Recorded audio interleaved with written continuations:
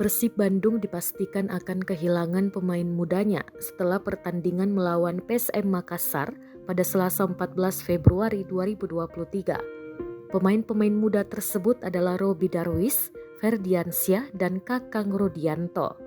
Ketiganya sempat mendapatkan panggilan dari Timnas Indonesia U20 untuk mengikuti latihan pemusatan pada 1 hingga 28 Februari 2023 mendatang. Sebelumnya Robby Darwis sudah terlebih dahulu pergi ke Jakarta untuk mengikuti pemusatan latihan dengan pelatih Sintayong pada 8 Februari 2023 lalu.